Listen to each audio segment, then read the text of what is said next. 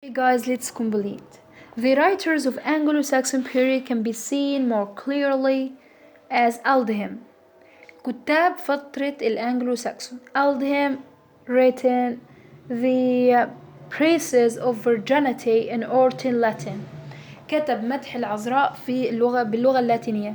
The greatest figure is Venerable Bede المشهور بيد واحد اسمه بيد who spent nearly of all his life studying at monastery at Yarrow.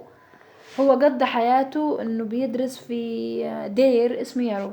His greatest work is الاسم ده Scholastic History or the English Race. ده مهم جدا على فكرة. But Bede wrote in Latin ولكن بيد كتب باللغة اللاتينية. احفظ اعمل. The next outstanding writer who appeared in 1875 was a young king called Alfred. واحد كاتب عظيم جدا جدا اسمه Alfred, who was a great soldier, scholar, educator and administrator. كان مبارز عظيم, جندي عظيم, معلم عظيم, administrator. He not only saved his people from threats of the Danes.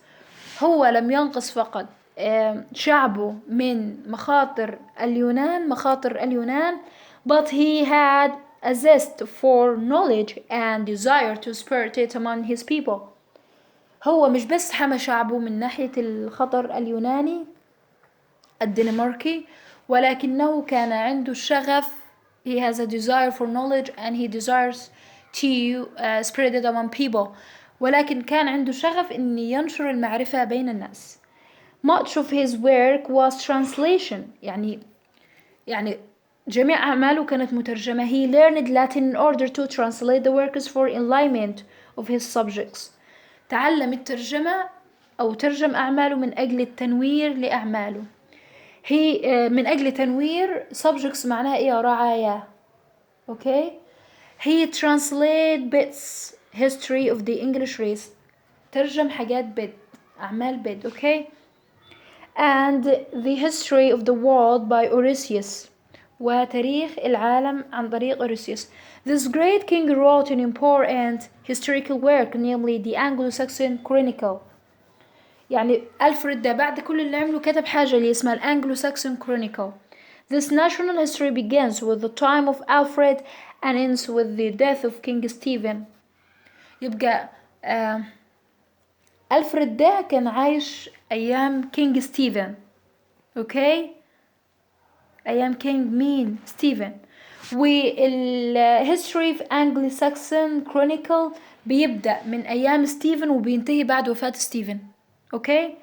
After the death of King Alfred, much of the work he had begun was lost.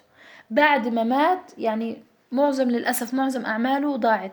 But two writers who were both monks wrote religious prose which had been preserved. ولكن في اتنين من الرهبان كانوا بيكتبوا prose يعني زي النثر الديني وحفظ. One of them is Alfred, who wrote homilies in English so that the unlettered men might learn something about their religion. في واحد اسمه ألفريد ده ركز على الأعمال جدا. ألفريد ده كتب حاجة اسمها الهوميليز, إرشاديات أو نصائح عشان وكتبها بالإنجليزي, كان قادر يكتبها باللاتيني, كتبها بالإنجليزي عشان الشعب يقدر يقرأها ويتعلم something about Christianity, about religion, شيء عن المسيحية. After that England was exposed to foreign domination.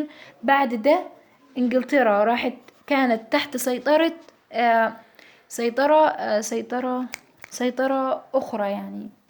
Okay. And في عام 1606 William the Conqueror came from Normandy, and with his coming a new period began. وبعد كده دي في التاريخ ده واحد اسمه ويليام الناصر ويليام came from Normandy.